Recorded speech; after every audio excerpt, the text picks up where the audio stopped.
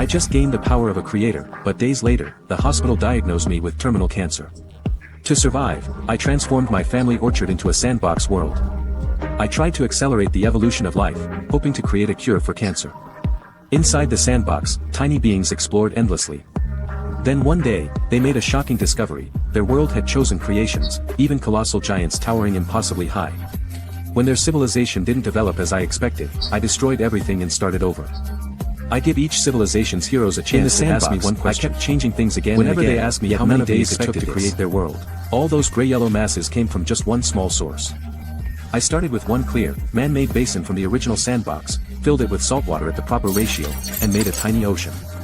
Then I poured in countless single cells and forced their division speed up 10,000 times. In this sandbox, one real day became 10,000 years.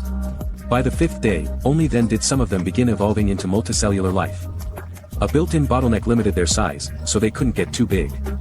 On the afternoon of day 6, after those 5 days of only single-celled life, multicellular organisms finally burst into the water. In minutes it was like a fast-cut ecology documentary, species rising, dying, and being replaced every few seconds. By sunset, sooner than expected, the sandbox world faced its first mass extinction.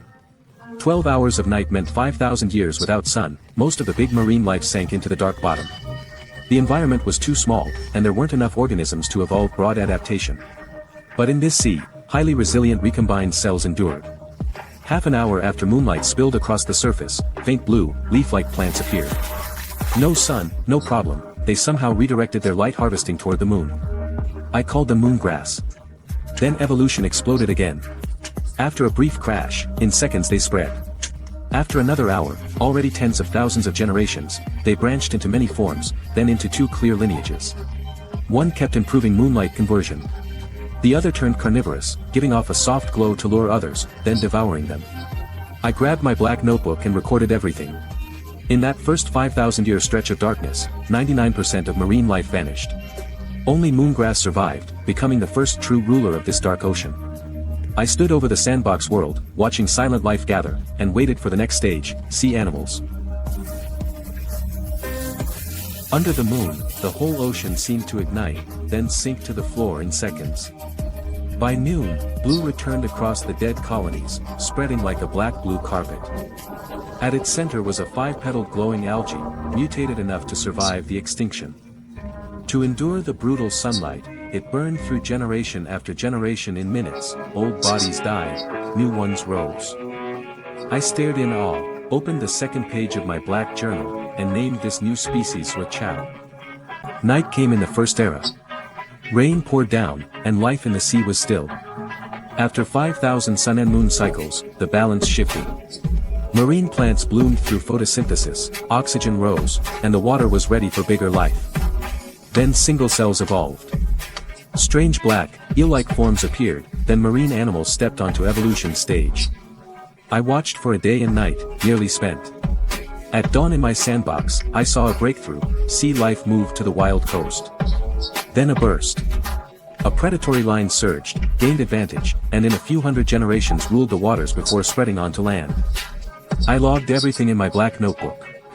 New life was proven, but when intelligence would appear was still unknown.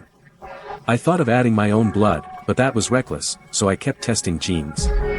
I left for a zoo on a university pretext and brought a fresh sample. When I returned, the mini sandbox had become a sandbox world: rivers, hills, green plains, and strange twisted trees.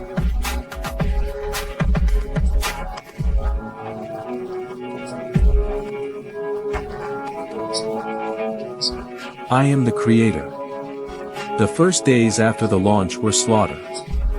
Almost everything died, tens of millions gone. From the survivors, I chose the group with the strongest adaptation and named them the Chongyuan. They looked almost human, except for black obsidian plates on their backs.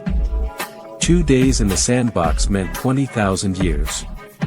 The world slid into a nightmare age, full of stronger species and giant beasts. I placed the Chongyuan in a valley surrounded by ancient trees, then sped time to 100 years per day. By the next morning they had formed small tribes, rough language, and simple rituals. My joy faded fast. Their ancient genes were too weak for a world 20,000 years ahead. I could not watch my chosen creation vanish. I sent them 2 gifts, a rare alloy tool and basic building devices. For them, one delivery took 150 years. Their numbers nearly collapsed. But I was glad. Surviving 150 years in that chaos meant they still had potential. I accelerated time again and stepped into their settlement. Women and children fled into the forest. Bear-like Chongyuan warriors charged forward, taking the blows of dark-clawed beasts. They were used to running. The first to rush ahead became prey. The forest groaned, the earth shook, monsters poured from the trees. Some powerful creatures never even turned around before a foot from the sky crushed them. The last Chongyuan soldier from the last clash is already dead. I'd already put down one before, and this one, just now, by accident. What was that? What kind of creature could be that huge? It isn't from their world. It's my giant white hand, dropped from the clouds. They screamed, then crumpled, trembling. I understood every word they said. I didn't mind their shock. To them, I am the creator God itself. There is no escape for them. To my eyes, they are only a grain of hair on a giant's palm. They tried to flee, yet one Chongyuan did not. He rose, looked up, and shouted, "Are you here to eat us too? You killed Aba and Ama. Why did you kill them? Why are we so weak?" That bravery in such a young one surprised me. "So, you are mine." I settled him gently in my palm. To him, it must have felt like a vast land, borderless. My face above him was only a blur of light. "Do you want to change this world?" I asked. He swallowed hard and called out, "Can one of these giants really understand us?" "Yes," I said. "That is already one mark of intelligence." Then he looked down and asked, "If so, why save us? Why us, just because we can speak?" "Look," I said, and he saw everything below as I moved. I strode over mountain, river, and plain, crushing trees in my wake. "Look at this land," I said. "Every creature is equal, giant, beast, bird, fish, and small one alike. No single life is born to be my prey." He fell still. I spoke plainly, "No one has come to save you. No one will, forever. No one can save a species for it. But I can give you the means of civilization, so you may save yourselves." From my palm he saw the world from above for the first time, frozen fields, high ridges, winding rivers, whole forests and swarms of life stretching to the horizon. He whispered, "What is civilization?" I answered, "Civilization is active life. It is knowledge. It is wisdom used to endure. It is the power to protect yourself." His voice shook, but he listened. "If you want that power, prove your courage." I set 3 gifts at the base of a tree, a boundary blade, a boundary seal, a match that lights without hesitation, and a core relic from my earlier experiments. First, a boundary and a tool of defense. A species that only rages with claws is still beastly. A species that shapes tools is wise. Second, fire. Fire cooks, warms, and keeps the night away. Hold the spark, and you hold the breath of civilization. Third, memory, speech, and unity among yourselves. Without that, fire and tools mean nothing. The third trial was the most dangerous, the blood of power. Only the bravest warrior could drink it and survive. If he endured, he would gain the strength of the silent circle. If not, he would die. If you want to change the fate of your people, climb the sacred tree before the flame goes out and claim the 3 gifts of civilization.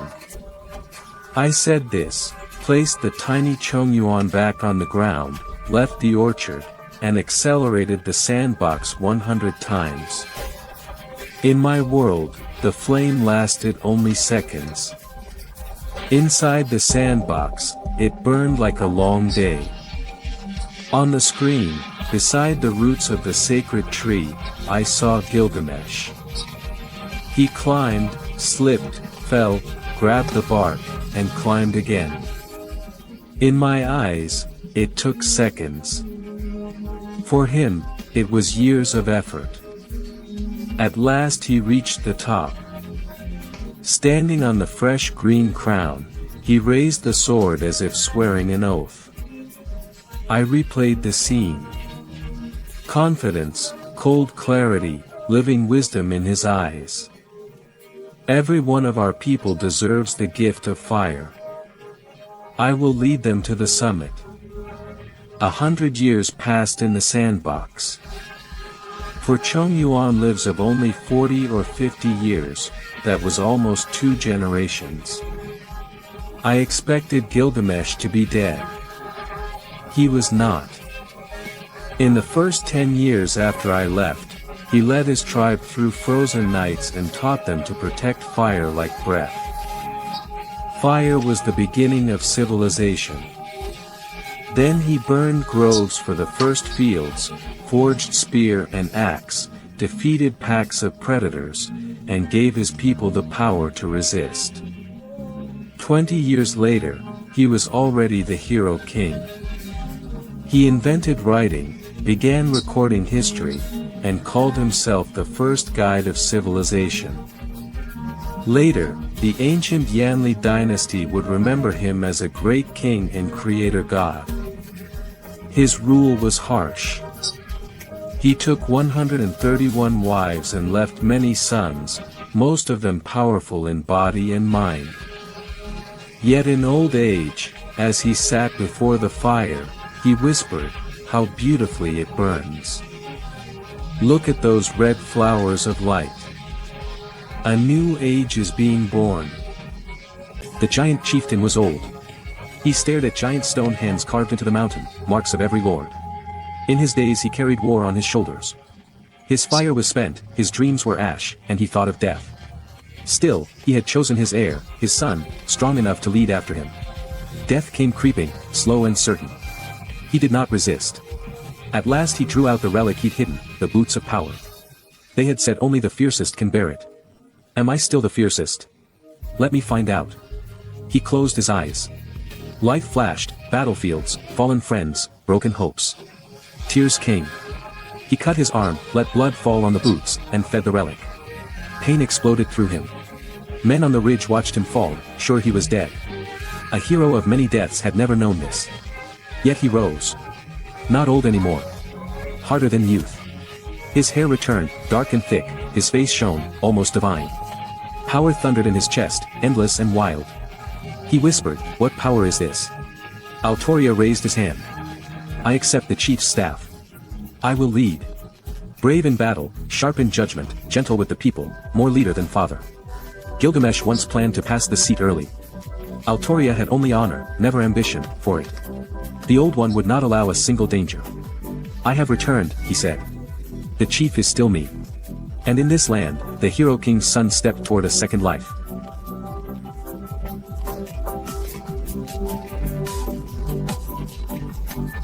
Empowered by the white blood of power, Gilgamesh could defeat ancient titanic beasts with ease. He led his people into rebellion, and after 13 years of war he challenged the most terrifying creature on the land, Fenba, the white giant, ruler of the age of giant hands. Their duel lasted 3 days and 3 nights. The earth split. Forests fell. Countless monsters vanished into ash. At last, Gilgamesh won. In one hand he held back the collapsing chaos. In the other, he carried Fenba's broken body home. When he returned, the tribe stood frozen in silence. Then they understood, the age of fear was over. The hero king had opened a new era. His deeds were written into scrolls. He built cities, founded the first state on the land, created money, trade, language, and writing. But he was also merciless. He divided people into harsh ranks and punished without pity. He sent caravans again and again toward the edges of the world. By the 87th year of his reign, at the age of 127, his realm had grown to millions. Slaves were bought and sold in the markets. Arenas rose for bloody spectacles, and nobles took pleasure in them. The age of wild tribes had become only a distant memory.